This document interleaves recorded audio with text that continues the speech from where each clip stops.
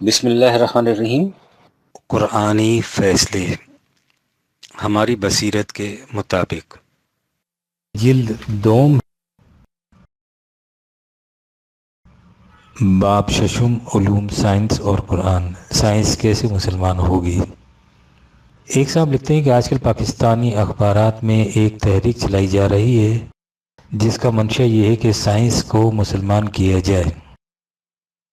اس کا طریقہ یہ تجویز کیا جاتا ہے کہ مثلاً یہ کہنے کی بجائے کہ 2 حصے ہائیڈروجن اور 1 حصہ آکسیجن کے ملنے سے پانی کا ایک قطرہ بن جاتا ہے، یہ کہا جائے کہ جب 2 حصے ہائیڈروجن کے ساتھ 1 حصہ آکسیجن مل جائے تو خدا اس سے 1 قطرہ پانی پیدا کرتا ہے۔ اس طرح سائنس مسلمان ہو جائے گی۔ آپ کا اس بارے میں کیا خیال ہے؟ طلوع الاسلام: جب کسی کشتی کا لنگر نہ رہے تو پانی کی لہریں اور ہوا کے جھونکے اسے ادھر سے ادھر اور ادھر سے ادھر لیے پھرتے ہیں اور اس کے کہیں پاؤں ہی نہیں ٹکتے۔ یہی حالت ہم پاکستانیوں کی ہو رہی ہے۔ اس مملکت کی کشتی کا لنگر قرآن کریم کو بننا تھا، اس کا یہ لنگر بن نہیں سکا اور اب یہ موجوں کے تھپیڑوں کے رحم و کرم پر ڈاواں ڈول پھر رہی ہے۔ اس قسم کی تحریکیں اسی بے بسی کی آئینہ دار ہیں۔ قرآن کریم کی تعلیم یہ ہے کہ کائنات کا نظم و نسق خدا کے مقرر کردہ اٹل قوانین کے مطابق چل رہا ہے۔ سائنس ان قوانین کو دریافت کرنے کی کوشش کا نام ہے اور اس کا طریق تجرباتی ہے۔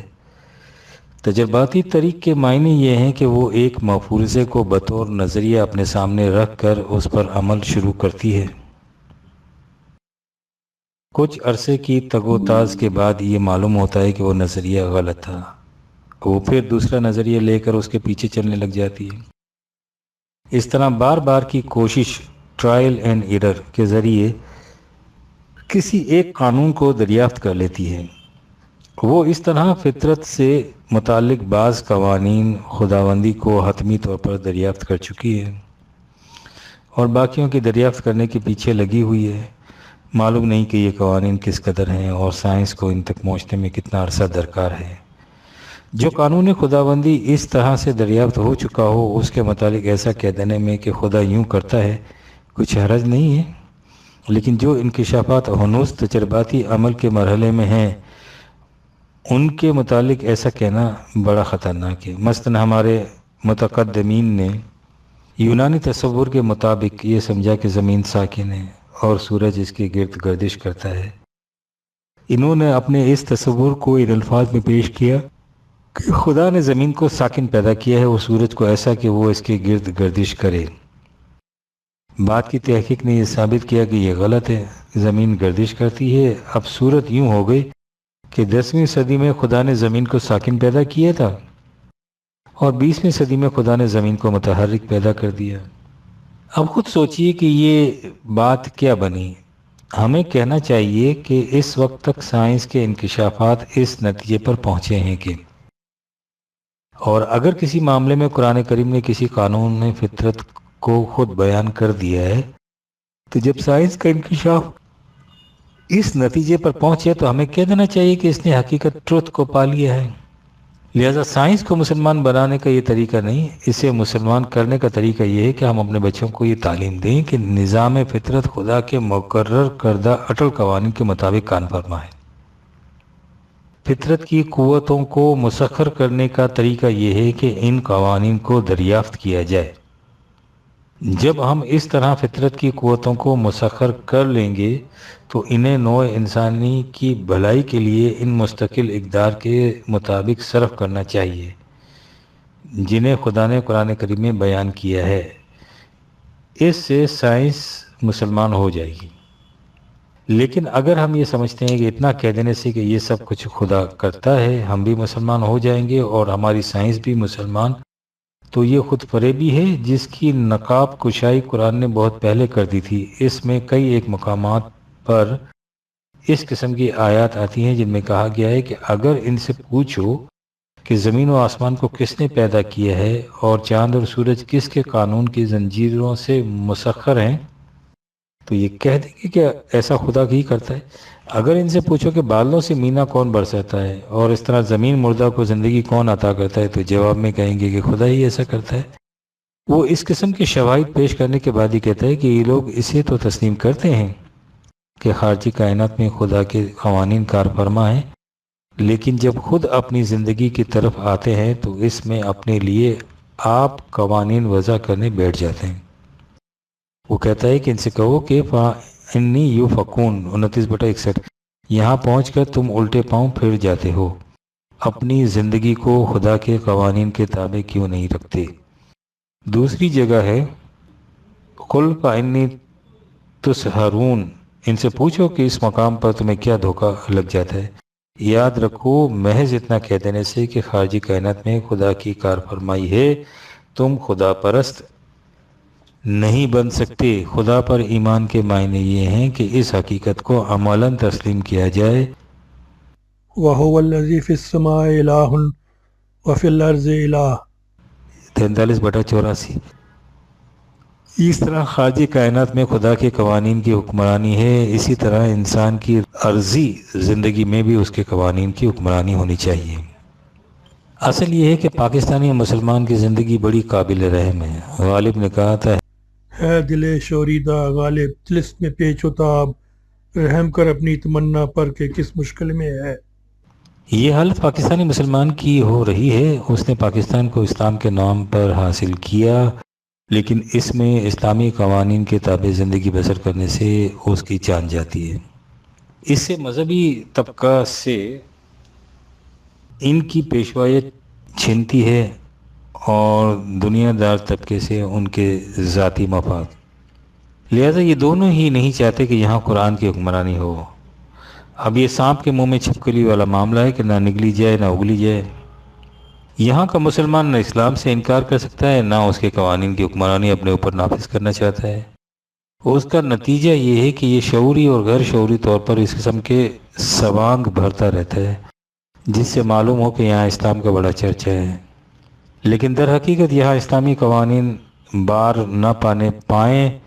ریل کے ڈرائیور سے کہو کہ وہ انجن میں قرآن شریف کا نسخہ رکھے، بس کہ ڈرائیور بسم اللہ پڑھ کر بس چلائیں۔ ہوائی جہاز میں یہ اعلان کرتے وقت کہ جہاز فلاں وقت فلاں جگہ پہنچے گا انشاءاللہ کہا جائے، تاکہ جہاز کا عملہ اپنی ذمہ داری سے سبق دوش ہو جائے۔ اوقاف کے روپے سے خانقاہوں کی مرمت کرائی جائے، عرس دھوم دھام سے ہوں، پیروں فقیروں کے کشف و کرامات کے قصے شائع کیے جائیں، دارالعلوموں کو وظائف دیے جائیں، ان کے فارغ التحصیل طلباء کو یونیورسٹیوں کے گریجویٹوں کے برابر تسلیم کیا جائے، رمضان شریف میں شراب بند کر دی جائے اور اس کے احترام میں ہوٹلوں کے دروازوں پر پردے لگا دیے جائیں، شب برات پر چینی کا کوٹا ڈیوڑا کر دیا جائے، غلاف کعبہ کے جلوس نکالے جائیں، قرت کی مجلسیں آراستہ کی جائیں، قرآن شریف کو لاکھوں روپے کے صرفے سے قیمتی ریشم کے کپڑے پر سونے کے تاروں سے لکھا جائے، یا ہر وزیر اپنے عہدے کا حلف اٹھانے کے بعد سیدھا کسی مزار پر سجدہ ریزی کے لیے حاضر ہو اور اپنی ہر تقرری کی تان اس پر توڑے کہ تمہیں اپنے آپ کو قرآن کے پیکر میں ڈالنا چاہیے۔ یہ سب وہ اسلامی جھنجھنے ہیں جن سے قوم کے بچوں کو بہلایا جاتا ہے کہ وہ اماں کو ستائیں نہیں۔ انہی میں اب اس کا اضافہ ہو رہا ہے کہ سائنس پڑھاتے وقت یوں کہو کہ خدا یوں کرتا ہے۔ اگر یہ کر دیا گیا تو سائنس اس طرح سے مسلمان ہو جائے گی جس طرح جماعت اسلامی نے الیکشن لڑنے کا فیصلہ کیا تھا تو کہہ دیا تھا کہ قرارداد مقاصد پاس کرنے سے مملکت مسلمان ہو گئی ہے۔ خدا این سخت جا را یار بادا کہ افتاد است از بام بلندی۔ سائنس اور ایمان بالغیب۔ وسط جنوری 1968 میں لاہور میں ایک مذاکرہ منعقد ہوا جس کا موضوع تھا سائنس اور اسلام۔ اس مذاکرے کی کوئی تفصیلی رویداد اخبارات میں شائع نہیں ہوئی، البتہ پاکستان ٹائمز کے زینو نے اس اخبار کی 20 جنوری کی اشاعت میں اس پر تبصرہ کیا، جس سے معلوم ہوا کہ مذاکرے میں اس اہم ترین موضوع پر نہایت سطحی سی گفتگو ہوئی ہے۔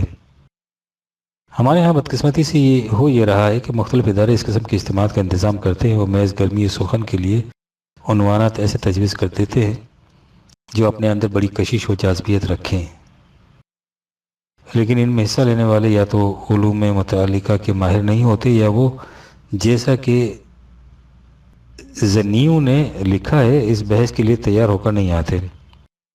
نتیجہ یہ ہے کہ ایسے مذاکرات ذہنوں پر بڑا غلط اثر چھوڑ جاتے ہیں۔ مثال کے طور پر زیر نظر مذاکرے کے موضوع سائنس اور اسلام کو لیجئے۔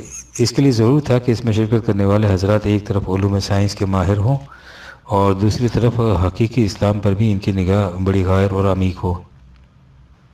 اس کے بعد یہ ممکن تھا کہ مذاکرہ کوئی مثبت نتیجہ مرتب کر سکتا ہے، لیکن جو کچھ زنیوں نے لکھا ہے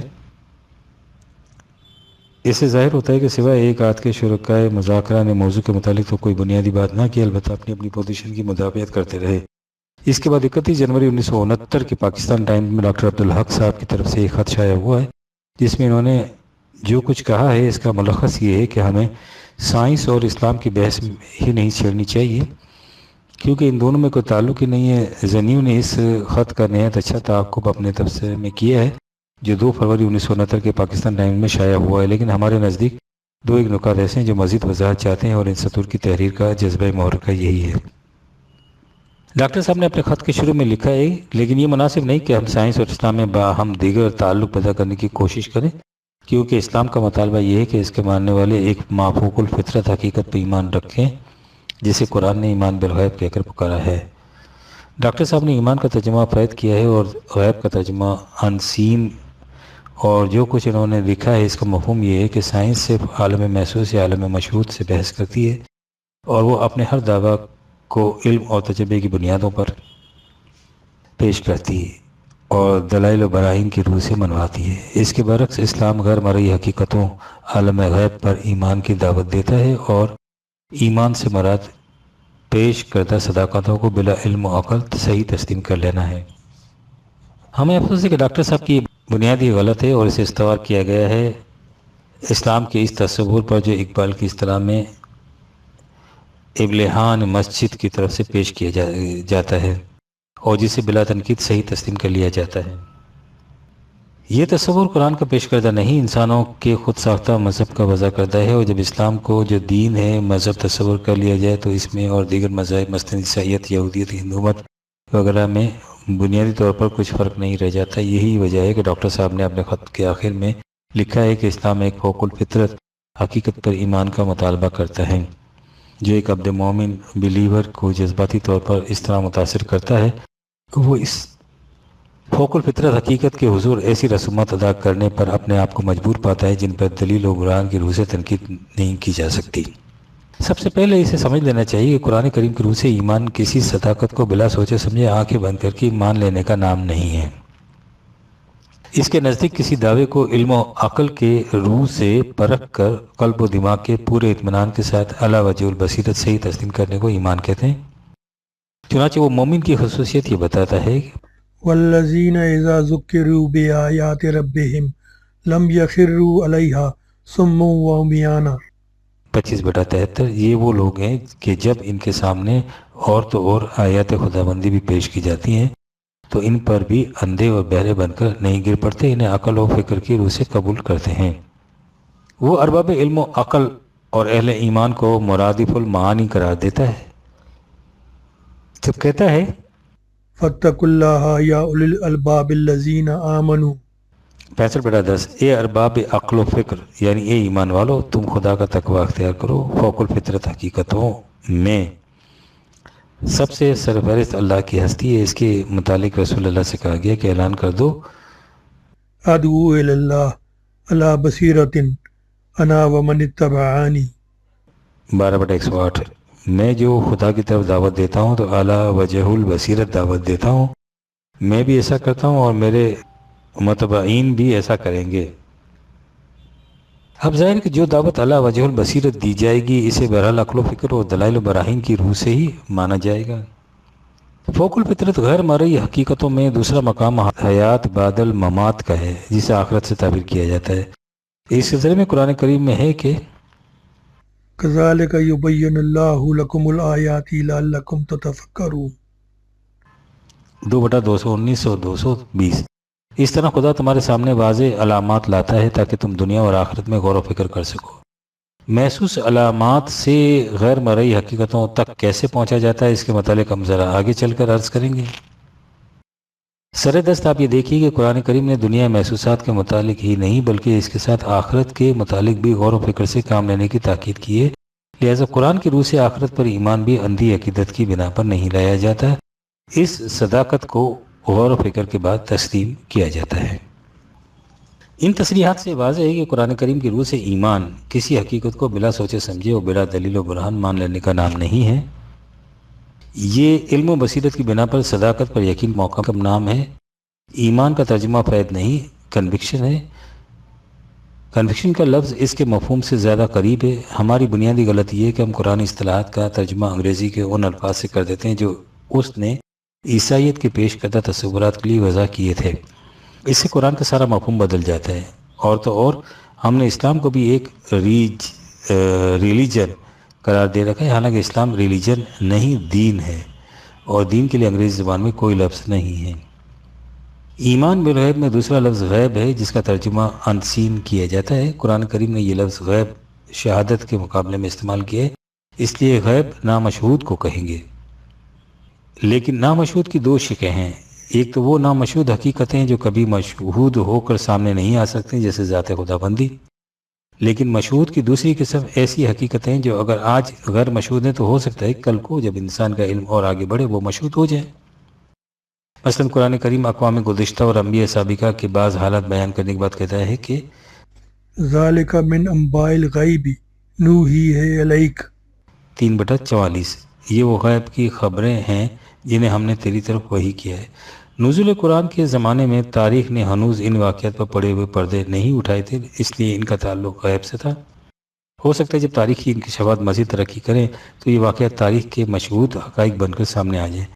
اس زمرے میں فطرت کی وہ قوتیں بھی آ جاتی ہیں جو ایک وقت میں نامشہود ہوتی ہیں، لیکن جب علم انسانی آگے بڑھتا ہے تو وہ مشہود ہو جاتی ہے۔ نامشہود کے مشہود ہونے کا یہی وہ طریق ہے جس کی طرف اشارہ کرتے ہوئے قرآن کریم نے کہا ہے کہ سنریہم آیاتنا فی الآفاق وفی انفسہم حتی یتبین لہم انہ الحق، 41/53، ہم نے انفس و آفاق میں اپنی نشانیاں دکھاتے جائیں گے تاکہ یہ حقیقت واضح ہو جائے کہ قرآن کا ہر دعویٰ صداقت پر مبنی ہے۔ غیب کی ایک اور قسم بھی ہے جس کا سمجھ لینا ضروری ہے۔ طبیب آپ کو ایک نسخہ لکھ کر دیتا ہے جو بڑا بھی ہے اور اس کا تیار کرنا بھی بڑا دقت طلب ہے، اس کے ساتھ ہی وہ ایسی پرہیز تجویز کرتا ہے جن سے آپ کو اپنے آپ پر کڑی پابندیاں عائد کرنی پڑتی ہیں۔ آپ یقینی طور پر نہیں کہہ سکتے کہ اس نسخے کے استعمال اور طبیب کی ہدایت پر عمل کرنے سے آپ کو شفا ہو جائے گی، لیکن اگر آپ کو طبیب کی صداقت پر ایمان ہے تو آپ ان تمام مشقوں کو برداشت کرنے کے لیے تیار ہو جائیں گے۔ اس کے بعد نتائج بتا دیں گے کہ حکیم صاحب نے جو کچھ کہا تھا بالکل ٹھیک تھا، لہذا کسی فارمولہ، کسی قانون، کسی ہدایت کے اندھے نتائج پر یقین کرنے کا نام بھی ایمان بالغیب ہے۔ یہ غیب نتائج سے مشہود بن جاتا ہے۔ دنیا انکشافات کی ساری عمارت اسی ایمان بالغیب پر استوار ہوتی ہے۔ اب آئیے سائنس کی طرف۔ یہ کہنا بھی درست نہیں کہ سائنس میں ایمان کو کوئی دخل نہیں، اور سائنس کا تعلق صرف ان اشیاء سے جنہیں عام طور پر محسوسات سمجھا جاتا ہے۔ علوم سائنس کی ساری بنیاد ان اساسی قوانین پر استوار ہوتی ہے جنہیں ایکزیومز کہا جاتا ہے۔ ان قوانین کے متعلق کوئی یہ نہیں بتا سکتا کہ یہ کیوں ایسے ہیں، کائنات میں کیسے موجود ہیں اور کہاں سے آ گئے ہیں۔ ان کے متعلق یہ تسلیم کرنا پڑتا ہے کہ یہ موجود ہیں اور ایسے ہیں۔ انسان کو ان کا علم کیسے ہوا، اس کے متعلق مختلف نظریے ہیں۔ ایک نظریے کی روح سے یہ تسلیم کیا جاتا ہے کہ یہ قوانین خود انسان کی فطرت کے اندر موجود ہیں۔ دوسرے نظریے کی روح سے یہ سمجھا جاتا ہے کہ انسان نے تجربات کے بعد انہیں دریافت کیا ہے۔ یہ دریافت کیسے بھی ہوئے ہوں، یہ حقیقت ہے کہ ان کے ایسا ہونے کے متعلق کوئی دلیل یا توجیہ پیش نہیں کی جا سکتی، بس یہ ایسے ہیں اور انہیں ایسا تسلیم کرنا ہوگا۔ ان قوانین پر ایمان لائے بغیر سائنٹسٹ ایک قدم نہیں اٹھا سکتا۔ قانون کا سرچشمہ عالم نامشہود ہوتا ہے اور اس کے نتائج محسوسات کے پیکر میں سامنے آتے ہیں۔ اس لیے قانون پر ایمان محسوسات پر ایمان لانا ہے، اور اب تو سائنس ہمیں یہ بتاتی ہے کہ جن چیزوں کو ہم محسوس شکل میں اپنے سامنے دیکھتے ہیں ان کی اصل و بنیاد غیر مرئی اور غیر محسوس دنیا سے تعلق رکھتی ہے۔ اب مادہ میٹر سمٹ کر توانائی محض پیور انرجی بن کر رہ گیا ہے جو یکسر نامحسوس ہے۔ سر آرتھر ایڈنگٹن ہمارے دور کا ایک عظیم عالم طبیعت گزرا ہے۔ وہ اپنی کتاب science and the unseen world میں اس باب میں لکھتا ہے، میں نے ابھی عرض کیا تھا کہ سائنس کو اب اس امر پر اصرار نہیں رہا کہ حقیقت عبارت ہے محسوسیت سے۔ یوں بھی جہاں تک اس کے لغوی معنوں کا تعلق ہے مادیت کا عرصہ ہوا خاتمہ ہو چکا۔ اب دنیا سائنس کا رجحان اس طرف نہیں کہ ہر شے کو مادہ ہی کی ایک شکل قرار دیا جائے۔ مادے کا رتبہ جہاں طبیعت سے بہت نیچے گر گیا ہے اس کا رجحان یہ ہے کہ ہر شے کو قانون فطرت کے عمل درآمد ہی کی ایک شکل ٹھہرائے، اور قانون فطرت سے مراد کچھ ایسے قوانین ہیں جیسے ہندسہ، میکانیت اور طبیعت میں رائج ہیں۔ ہندسہ قانون سائنس کی یہی ہماگیر سیادت ہے جس کو آج کل مادیت سے تعبیر کیا جاتا ہے۔ لہذا سائنس کے متعلق یہ کہنا کہ اس کا تعلق ان اشیاء سے ہے جنہیں ہم عام طور پر محسوسات کہتے ہیں فرسودہ خیال ہے۔ سائنس در حقیقت حصول علم یا ادراک حقیقت کی ایک خاص طریق کا نام ہے۔ اس طریق کی عمارت ان بنیادوں پر اٹھتی ہے کہ نمبر 1، یہ سارا سلسلہ کائنات غیر متبدل قوانین کی زنجیر میں جکڑا ہوا ہے۔ نمبر 2، محبوس اشیاء کے مطالعے اور مشاہدے سے ان قوانین کی صداقت کا علم حاصل ہو جاتا ہے۔ اور نمبر 3، جب اور جہاں ان قوانین پر عمل کیا جائے گا وہی نتیجہ مرتب ہوگا۔ سائنس کی یہ بنیادیں خود قرآن کی مہیا کرتا ہے۔ وہ کہتا ہے کہ وَسَخَّرَ لَكُم مَّا فِي السَّمَاوَاتِ وَمَا فِي الْأَرْضِ جَمِيعًا مِّنْهُ 45/13 کائنات کی پستیوں اور بلندیوں میں جو کچھ اسے ہم نے تمہارے لیے قانون کی زنجیر میں جکڑ رکھا ہے۔ اب رہا ان قوانین کو دریافت کرنے کا طریقہ، تو ان کے لیے قرآن نے علم کو لانی فق قرار دیا ہے۔ علم کی ڈیفینیشنز اس کے نزدیک کیا ہے یہ بڑے غور سے دیکھنے کی چیز ہے۔ وہ کہتا ہے کہ وَلَا تَقْفُ مَا لَيْسَ لَكَ بِهِ عِلْمٌ إِنَّ السَّمْعَ وَالْبَصَرَ وَالْفُؤَادَ كُلُّ أُولَئِكَ كَانَ عَنْهُ مَسْئُولًا 17/36 جس بات کا تمہیں علم نہ ہو اس کے پیچھے مت لگا کرو، یاد رکھو تمہاری سماعت، بصارت اور قلب ہر ایک سے اس کی بابت پوچھا جائے گا۔ آپ سوچیں کہ کیا علم کی یہ ڈیفینیشن بعینیہ وہی نہیں جسے سائنس پیش کرتی ہے؟ سماعت و بصارت سے مراد ہیں انسانی حواس، سینسز۔ ہمارے حواس اشیاء کائنات کے متعلق معلومات، ڈیٹا فراہم کرتے ہیں، اور انسانی قلب، مائنڈ، ان معلومات سے نتائج اخذ کرتا ہے۔ اس کو سائنٹیفک طریق حصول علم کہتا ہے۔ باقی رہا اس بات کا ٹیسٹ کہ جس نتیجے پر انسان پہنچا ہے وہ صحیح ہے یا غلط، تو قرآن نے اس کے لیے پریگمیٹک ٹیسٹ تجویز کیا ہے، یعنی تم اس پر عمل کرو، نتائج خود بخود اس کی صحت و سقم کا ثبوت پہنچا دیں گے۔ چنانچہ قرآن کریم میں رسول اللہ صلی اللہ علیہ وسلم سے کہا گیا کہ دین کا پروگرام پیش کر دینے کے بعد آپ اپنے مخالفین سے کہہ دیجئے کہ اگر تم اس کی صداقت پر اس طرح یقین نہیں کرتے تو اس کا دوسرا طریق یہ ہے کہ یا قوم اعملوا علی مکانتکم انی عامل فسوف تعلمون من تکون له عاقبۃ الدار 6/136 اے میری قوم، تم اپنے پروگرام کے مطابق کام کیے جاؤ، میں اپنے پروگرام کے مطابق کام کرتا ہوں، نتائج خود بخود بتا دیں گے کہ انجام کس کا اچھا ہوتا ہے۔ آپ دیکھیے کہ کیا حصول علم کا یہ طریق اور اس کی صحت کے پرکھنے کا یہ معیار بعینیہ ہی وہی نہیں جسے آج سائنٹیفک طریقے انکشافات کہا جاتا ہے۔